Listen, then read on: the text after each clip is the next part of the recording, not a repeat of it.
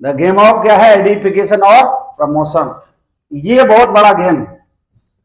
इसको अगर हमने समझ लिया, सही से प्रमोट किया, तो 100% आपका काम बनने वाला। क्योंकि जब भी आप जाते कहीं पर तो कोई ना कोई आपका अपलाइन है कि नहीं है।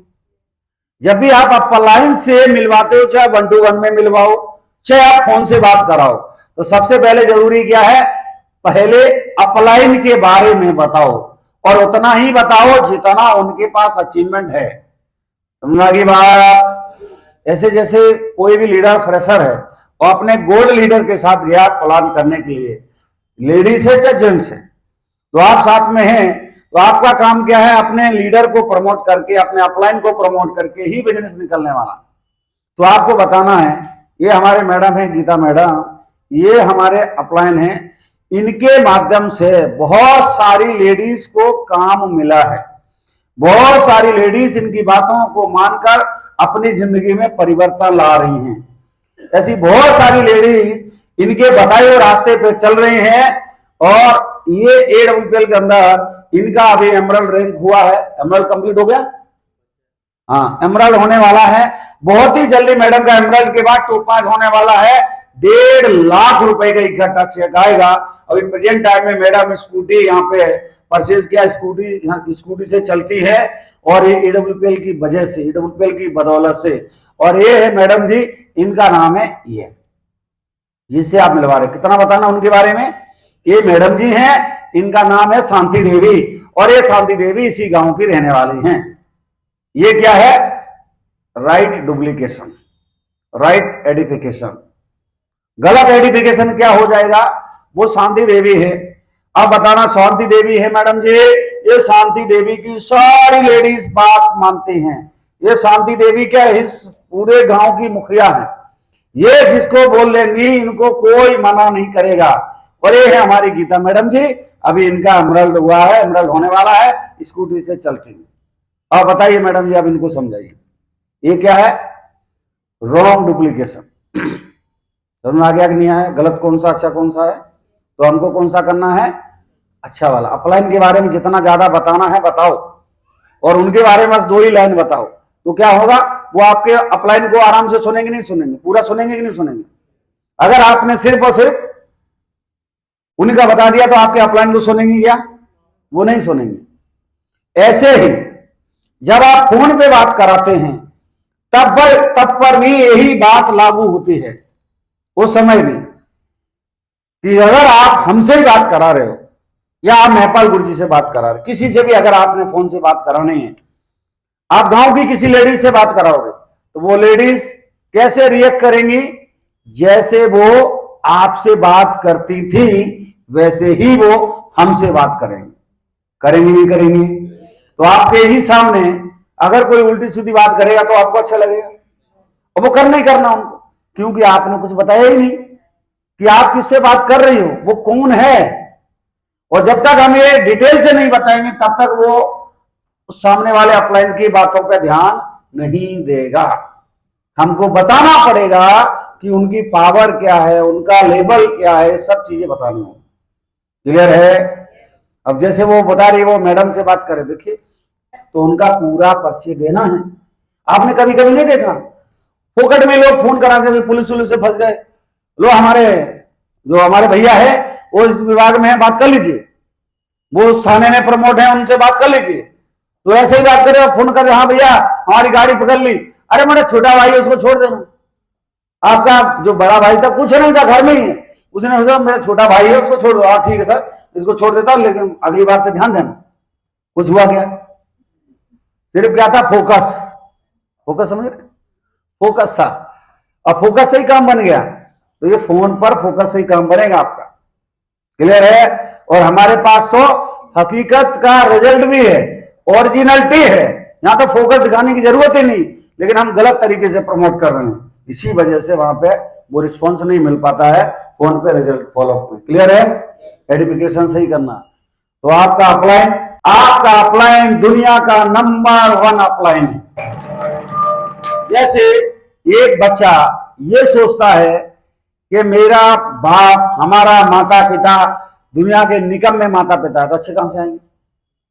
उसको क्या बोलना पड़ेगा, अगर परमात्मा से शक्ति चाहिए, परमात्मा से ऊर्जा चाहिए, परमात्मा का साथ चाहिए, तो क्या करना पड़ेगा? माँ बाप की सेवा करनी पड़ेगी। यही तो नियम है कुदरत का। अगर माँ बाप की सेवा करेंगे तो साक्षात उसको भगवान मिलेंगे, नहीं मिलेंगे? बात समझ पा रहे नहीं समझ पा रहे? जैसे भगवान शंकर ने अपने बेटों से बोला, कार्तिकेय को, गणेश जी को, उन्होंने सवाल किया, ये बताइए कि आपके लिए सर्वोत्तम कौन है, सबसे बड़ा कौन है? तो भगवान ने, शंकर भगवान ने बोला, ऐसे तो मैं डिसाइड नहीं कर सकता। सर्वोत्तम कैसे ऐसे पता लगेगा कि जो सबसे पहले पृथ्वी का चक्कर काट के आएगा वही सर्वोत्तम होगा। तो दोनों को भेज दिया गया भैया। एक तो गए वो मोर पे बैठ गई, हाँ जी, वो चले गए। तो उन्होंने बोला मैं तो पहले आ जाऊंगा, मैं ही सर्वोत्तम रहूंगा, क्योंकि जंग होने से पहले ही उन्होंने जीत मान ली पक्की। और गणेश जी ने बोला मेरी तो भाई चूहा है, सवारी है, तो हमें इसी से जाना है।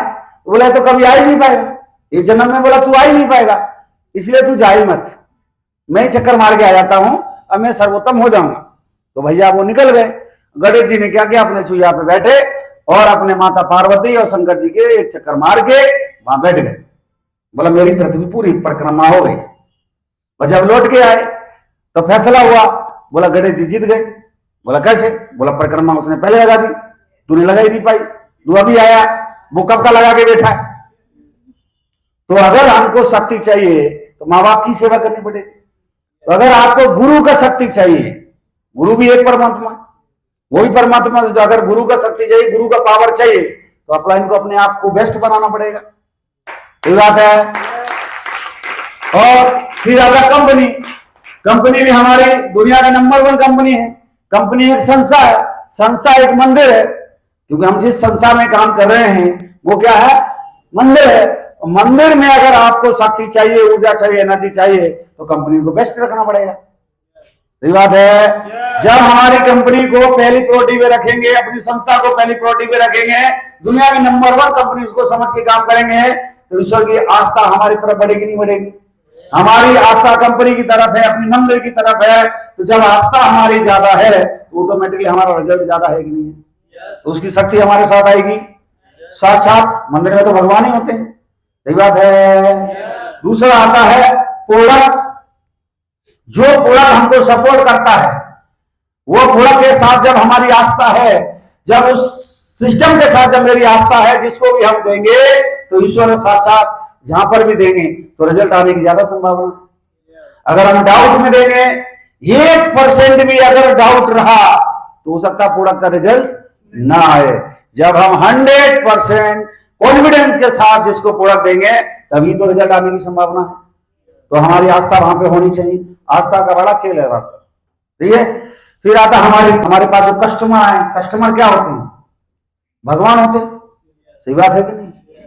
तो संस्था हो गई हमारी मंदिर, और हमारी टीम हमारी क्या है? सीधा सीधा भगवान है।